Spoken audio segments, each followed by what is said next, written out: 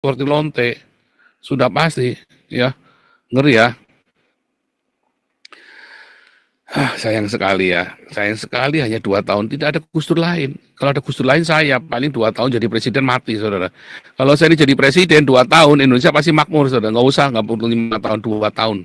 Saya hanya butuh 2 tahun untuk membuat Indonesia makmur, lalu bunuhlah saya, saudara. Sudah buat apa lagi? Mungkin 2 tahun Indonesia makmur, bunuhlah saya. Tapi saya jamin Indonesia makmur. Untuk memakmurkan Indonesia itu asal orangnya benar ya, tidak perlu sampai 5 tahun, 2 tahun saja sudah cukup.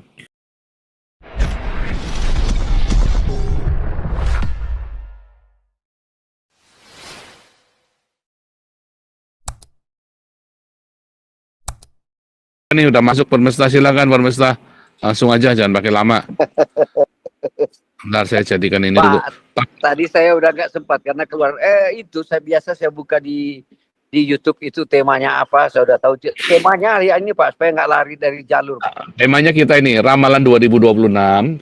Jadi kita boleh berandai-andai, boleh menganalisa, memprediksi ya. Ada poros Israel, Saudi, Amerika, Uni Eropa dan India melawan poros Islam. Nah, Indonesia ini masuk dalam poros Islam. Makanya kapicirit Indonesia ini jadi mencet-mencet ini 2020. Seluruh dunia dulu saya ngomong saya tepat ya.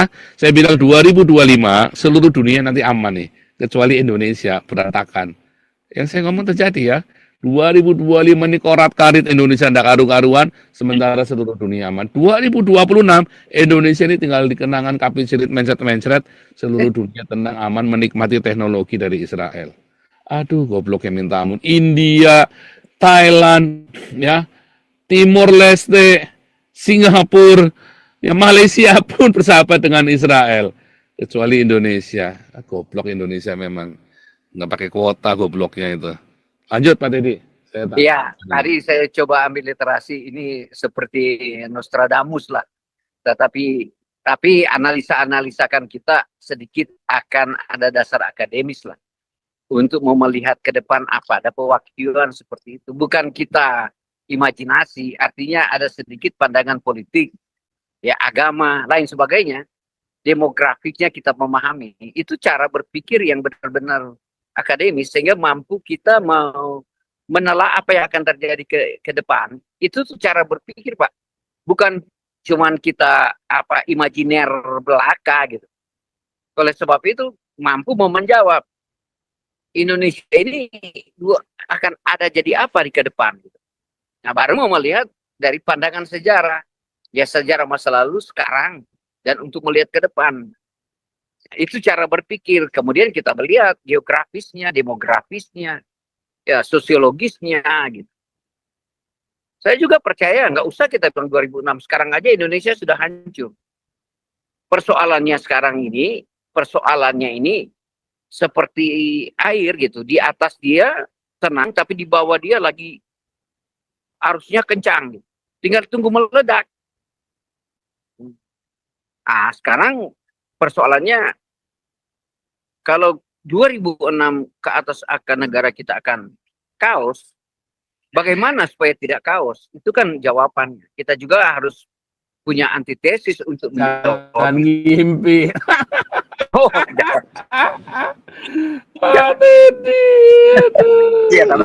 boleh saja sih. Boleh saja. Berandai-andai sah-sah saja sih. Iya, benar-benar. Saya senang bicara begini supaya orang pikir kita thinking negatif. Tidak.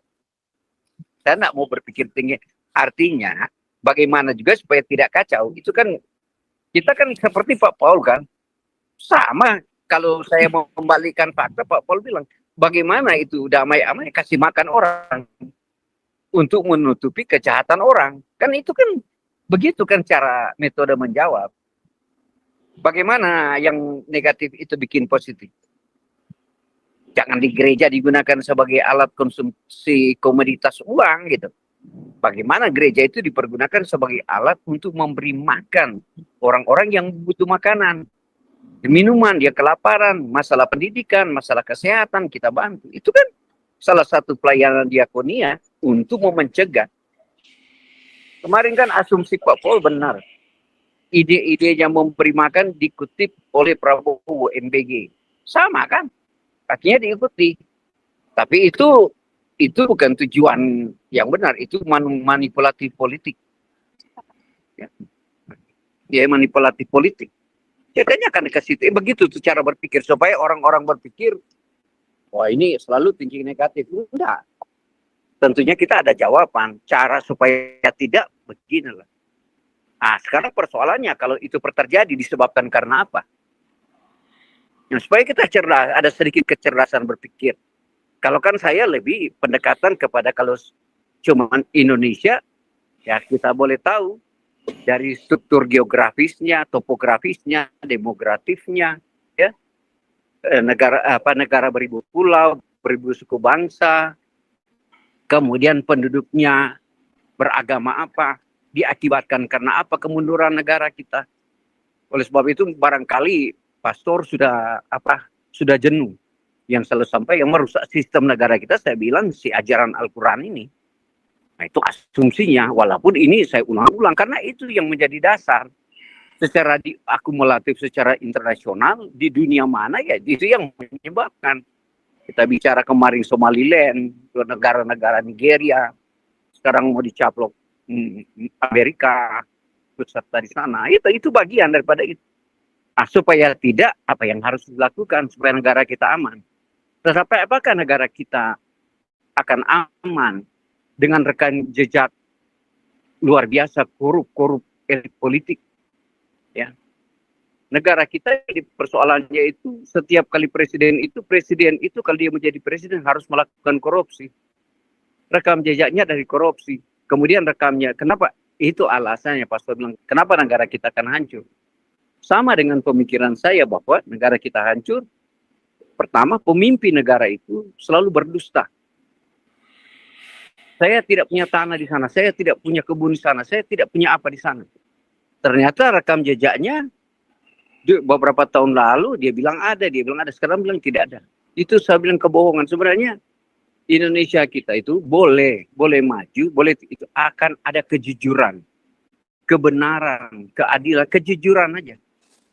Kebenaran aja, bicara kebenaran, itu aja kuncinya. Karena pemimpin negara kita sudah dihantui dan sudah digerogoti dengan bahasa kebohongan. Nah, itu alasan negara kita hancur gitu. Kemudian si pejabat-pejabat negara, semua dia posisi itu dia hasil daripada korupsi. Hasil daripada memanipulasi atas kepentingan rakyat, untuk kepentingan pribadi, untuk kepentingan koleganya, untuk kepentingan keluarganya. Itu yang rusak. Nah, pastor saya dukung. Asumsi-asumsi itu yang orang harus bawa. Nah, saya senang ya ada asumsi-asumsi yang terang bawa bahwa negara kita hancur karena ini, karena itu. Premis-premis begitu yang bagus kita bawa. Ya, premis-premis itu yang kita bawa. Negara kita tidak ada harapan ke depan. Benar.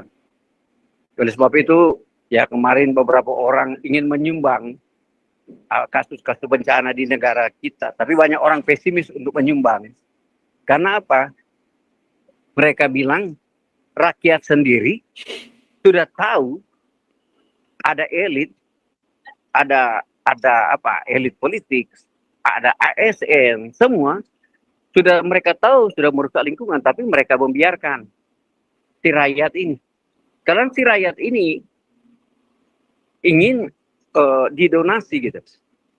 Tapi persoalannya mereka sudah tahu kejahatan negara, mereka diam.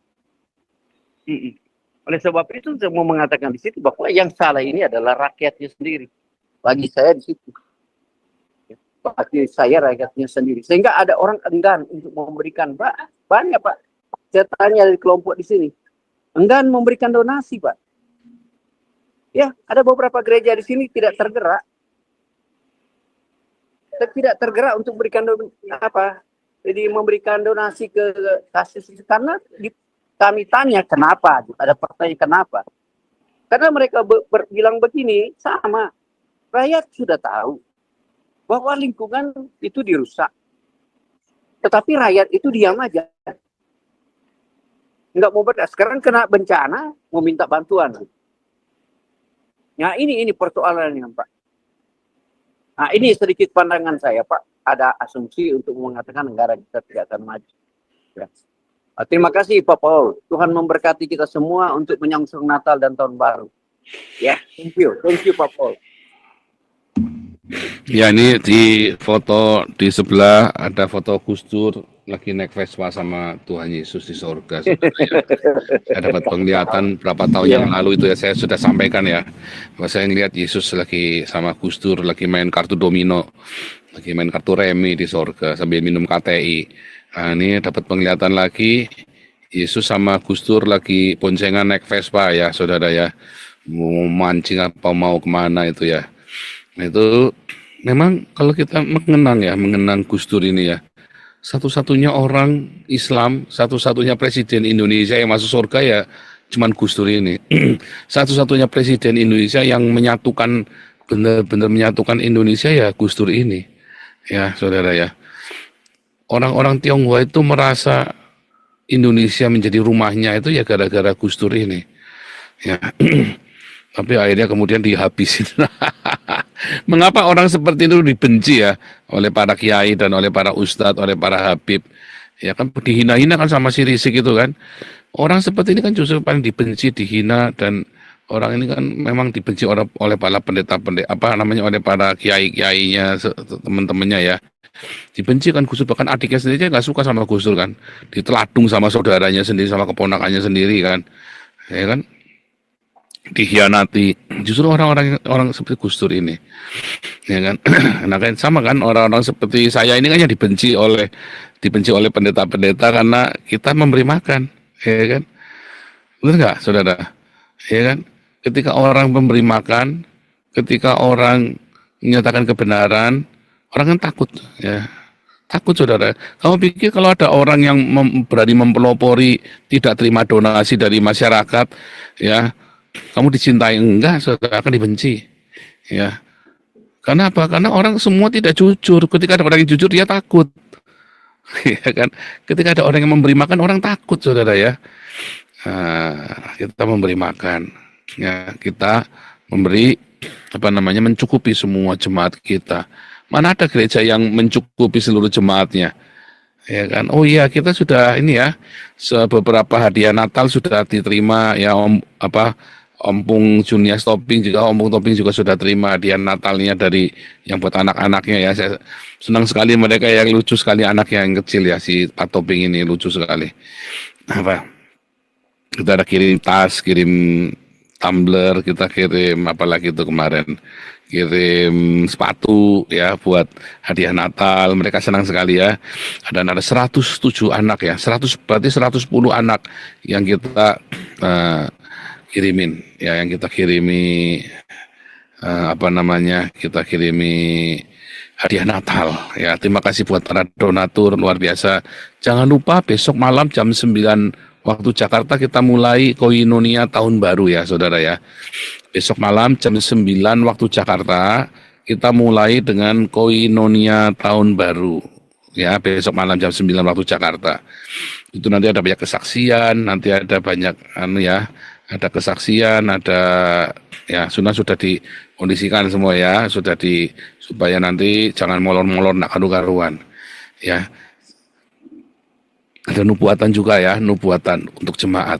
Kalau ini kan kita nubuatan suara kenabian untuk bangsa dan internasional. Nah, saudara, kalau kita melihat bagaimana prosesnya di dunia ini, tadi ya boleh antitesis. Kalau kita bikin satu tesis harus ada antitesisnya ya, Pak Teddy ya, betul ya. Jadi boleh ya kita bikin antitesisnya. Hanya apakah mungkin, saudara, antitesisnya itu bahwa Indonesia itu tidak akan hancur bila satu-satunya ya hanya bila bekerja sama dengan Israel.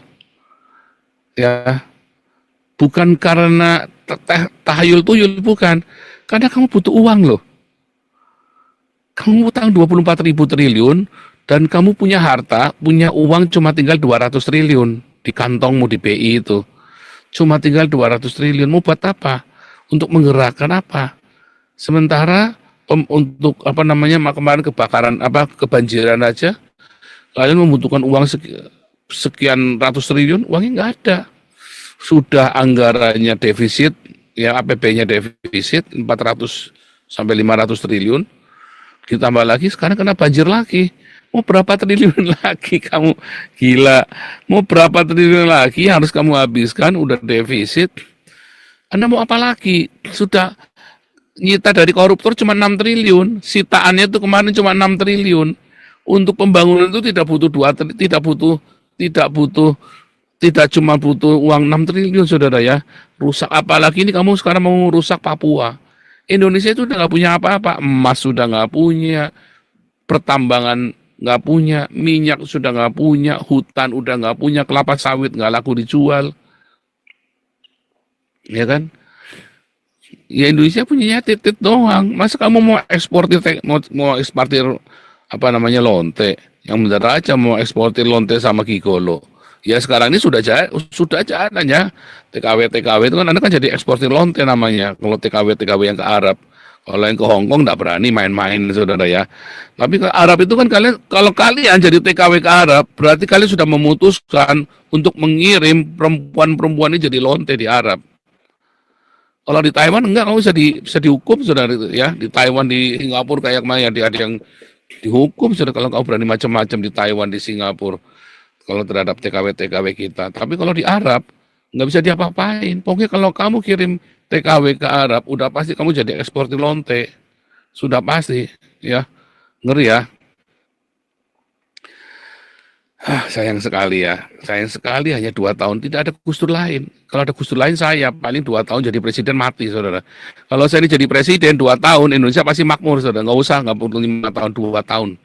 Saya hanya butuh 2 tahun untuk membuat Indonesia makmur, lalu bunuhlah saya, saudara. Sudah buat apa lagi? Mungkin 2 tahun Indonesia makmur, bunuhlah saya, tapi saya jamin Indonesia makmur. Untuk memakmurkan Indonesia itu asal orangnya benar ya, tidak perlu sampai 5 tahun, 2 tahun saja sudah cukup. 2 tahun saja sudah cukup, saudara ya, untuk memakmurkan Indonesia. Ya.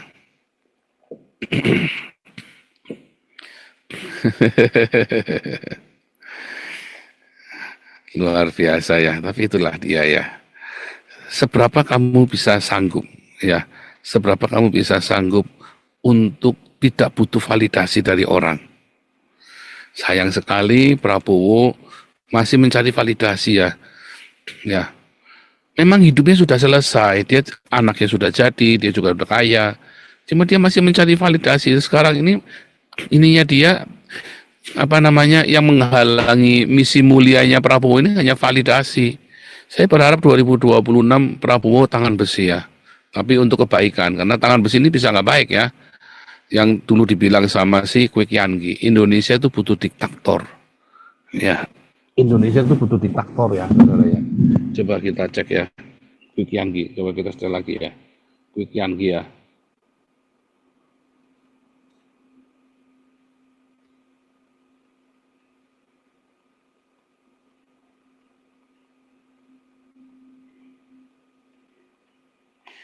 Jangan kamu bilang demokrasi itu selalu baik, saudara ya.